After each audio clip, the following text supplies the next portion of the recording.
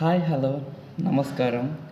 Respected గంప నాగేశ్వర సార్కి and మన ఇన్ఛార్జ్ సార్ వాళ్ళకి, మెంటర్స్కి అండ్ మన టీమ్ లీడర్స్కి అందరికి కూడా హ్యాపీ ఈవినింగ్.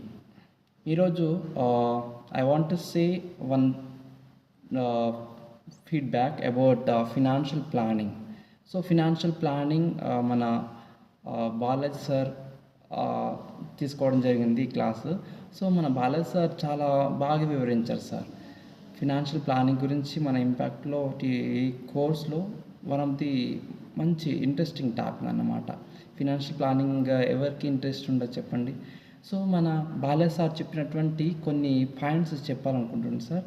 సార్ చెప్పే విధానంలో చెప్పే విధానంలో కానీ, మన ఎక్స్ప్రెస్ చేసే విధానంలో కానీ, ఎగ్జాంపుల్ తీసుకోవడంలో కానీ, ఇలాంటి విషయాలు మనం అబ్జర్వ్ చేస్తే మనకు కొంచెం ఈజీగా అండర్స్టాండ్ అయింది అనుకుంటున్నాను. ఓకే, ఇంకా మన ఫినాన్షియల్లీ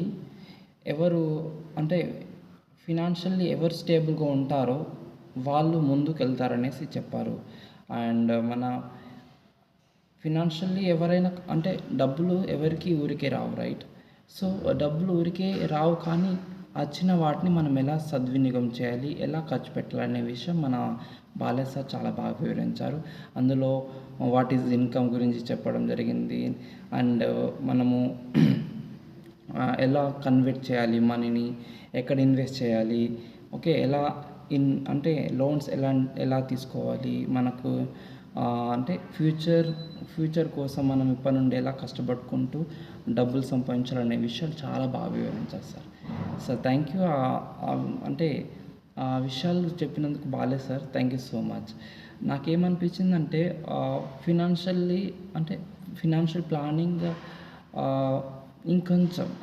ఇంకొంచెం టాపిక్స్ రియల్ లైఫ్లో కొంచెం రిలేటెడ్గా ఇంకొన్ని టాపిక్ తీసుకుంటే బాగుండేది కావచ్చు అనిపించింది. అంతే, మిగతావన్నీ టాపిక్స్ మాత్రం చాలా ఇంట్రెస్టింగ్ అనిపించినాయి సార్. సో ఫినాన్షియల్ ప్లానింగ్ మేము కూడా ఫినాన్షియల్లీ బ్యాలెన్స్ చేసుకుంటూ, ప్లానింగ్ చేసుకుంటూ మేము కూడా ముందుకు వెళ్తామని అనుకుంటున్నాం sir. So thank you sir, thank you. మంచి సెషన్ ఇచ్చినందుకు. Financial planning is